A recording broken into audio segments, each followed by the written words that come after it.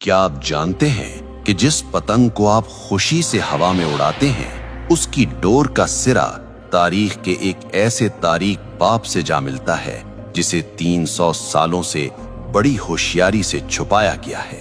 हम इसे बसंत कहते हैं, हम इसे सकाफत कहते हैं, लेकिन तारीख की पुरानी किताबें कुछ और ही कहानी सुना रही हैं। क्या ये वाकई बहार का जश्न है या फिर एक ऐसे शख्स का मातम जिसने तारीख में मजहबी नफरत की बुनियाद रखी थी?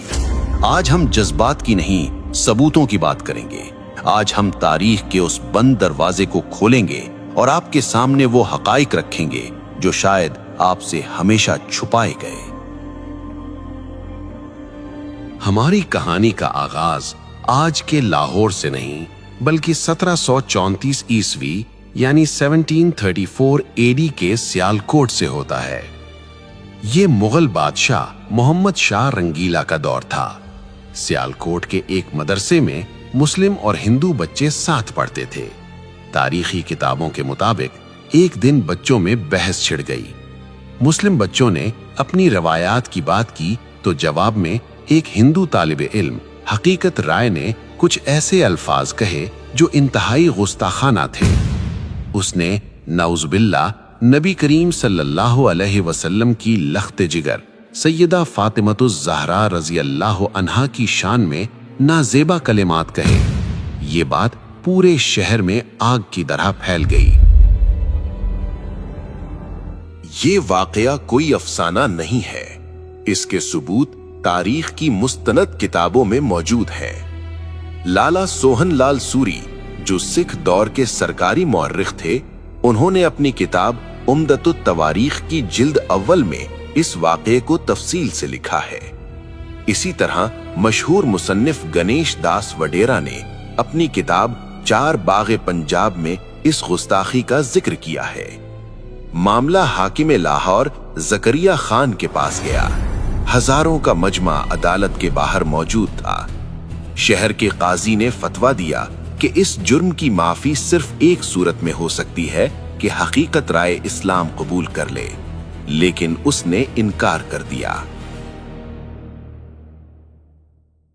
कानून के मुताबिक उसे सजाए मौत सुनाई गई और तारीख बताती है कि जिस दिन हकीकत राय को सजा दी गई वो बसंत पंचमी का दिन था। अब यहाँ ये जानना जरूरी है कि बसंत पंचमी असल में है क्या।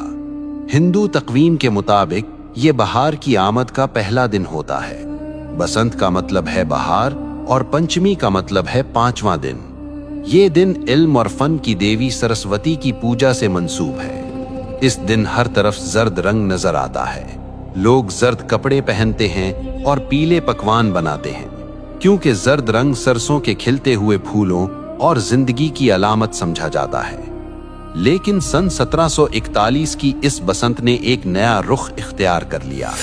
जिस दिन पूरा शहर बहार के रंगों में रंगा था, हिंदू बिरादरी ने हकीकत राय की मौत की वजह से इस दिन को यौम सोग मना लिया। कहा जाता है कि उसकी याद में उन्होंने आसमान की बुलंदियों की तरफ पतंगें उड़ाना शुरू की ताकि उसकी रूह को खिराजे तहसीन पेश किया जा सके और ये पैगाम दिया जाए कि एक मासूम की रूह आसमानों की वुसअतों में आजाद है। ये था वो बीज जो एक मजहबी जश्न के अंदर एक खास वाक़े की याद और नफरत की जमीन में बोया गया था। लेकिन हैरत की बात यह है कि वो दिन जो एक मौत के दुख में सोग के तौर पर शुरू हुआ था, वो वक्त की धूल में दबकर एक अजीमुशान जश्न में कैसे बदल गया। वक्त का पहिया घूमा और पंजाब में सिखों की हुकूमत कायम हो गई। ये महाराजा रंजीत सिंह का दौर था। रंजीत सिंह ने देखा कि बसंत का त्यौहार लोगों में मकबूल है।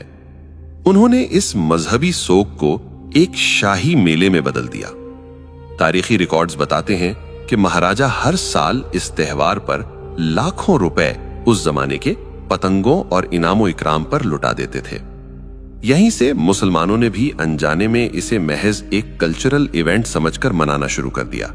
वो भूल गए कि इसकी बुनियाद कहां रखी गई थी। फिर 1849 में अंग्रेज ब्रिटिश राज आ गए। उन्होंने देखा कि ये मेला मकामी लोगों को मसरूफ रखता है तो उन्होंने इसे और हवा दी। अंग्रेजों के दौर में लाहौर के अंदर बाकायदा बसंत क्लब बन गए। छतों पर होने वाली पार्टियां और होटलों में होने वाले रक्स अब लाहौर की पहचान बन चुके थे। 1947 में पाकिस्तान बना, लेकिन अफसोस हम जमीन तो ले आए मगर कुछ रस्में सरहद के उस पार से अपने साथ ले आए। और फिर इस त्योहार ने अपना असली खूनी रंग दिखाना शुरू किया। आजकल एक दलील दी जाती है कि जी हम केमिकल डोर इस्तेमाल नहीं करते, हम तो सादा धागा इस्तेमाल करते हैं। ये एक बहुत बड़ी गलतफहमी है। साइंस कहती है कि जब धागे पर कांच और केमिकल लगकर हजारों फुट की बुलंदी पर तनता है और हवा का दबाव उस पर पड़ता है तो वो तनाव की वजह से एक आरी जितना तेज हो जाता है। जब वो मोटरसाइकिल पर जाते हुए किसी इंसान के गले से टकराता है तो वो केमिकल हो या ना हो, वो शाहरग काट देता है। ये महज हादसा नहीं होता, ये कत्ल है। आइए जज्बाती बातों को छोड़कर आदादो शुमार स्टैटिस्टिक्स देखते हैं। पुलिस रिकॉर्ड और अस्पतालों के डेटा के मुताबिक सिर्फ 2006 से 2009 के 3 खूनी सालों में लाहौर, फैसलाबाद और गुजरांवाला में 119 अफराद इस खूनी खेल की नजर हुए। इनमें 40% से जायद वो मासूम बच्चे थे जो पतंग लूटते हुए छत से गिरे या सड़क पर गाड़ी के नीचे आ गए। भारत में सूरत हाल इससे भी बदतर है।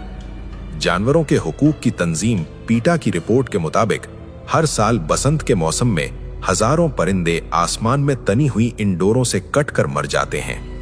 क्या किसी त्योहार की कीमत इतनी लाशें हो सकती हैं? सिर्फ इंसानी जाने नहीं, ये शौक मुल्क की मईशत को भी अरबों का नुकसान पहुंचाता है। वापडा की सरकारी रिपोर्ट्स के मुताबिक धाती डोर गिरने से ट्रांसफार्मर्स ट्रिप कर जाते हैं और तारें शॉर्ट सर्किट हो जाती हैं। माजी में एक एक रात में लाहौर जैसे शहर को कई कई घंटे अंधेरे में डूबा रहना पड़ा। करोड़ों रुपए की बिजली जाया होती है और ये बोझ आखिरकार आवाम की जेब पर ही पड़ता है। क्या हम चंद घंटों की तफरीह के लिए अपनी ही अमलाक को आग लगा रहे हैं? फिर बात सिर्फ पतंग की नहीं रहती। बसंत की रात, हवाई फायरिंग और बेहयाई का जो बाजार गर्म होता है, क्या वो हमारी सकाफत है?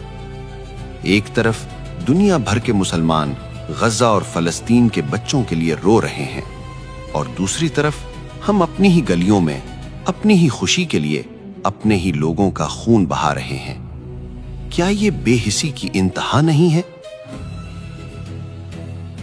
सवाल ये है कि अगर बसंत नहीं तो फिर क्या? हमारे पास ईदैन की खुशियां हैं, हमारे पास खेलों के मैदान हैं, PSL है, क्रिकेट है, सियाहत है। हम वो कौम हैं जिसने दुनिया को तहजीब सिखाई। हमें अपनी खुशी मनाने के लिए किसी ऐसे त्योहार की जरूरत नहीं जिसकी बुनियाद में नफरत हो और जिसके अंजाम में मौत हो। आज फैसला आपके हाथ में है। जब आप बाजार से डोर खरीदें तो एक बार सोच लीजिएगा, कहीं आपके पैसे किसी मां की गोद उजाड़ने के काम तो नहीं आ रहे। ये पतंग की डोर नहीं कट रही, ये हमारी अक़दार कट रही हैं। तारीख गवाह है कि जो कौमें अपनी बुनियाद भूल जाती हैं, वक्त उन्हें मिटा देता है।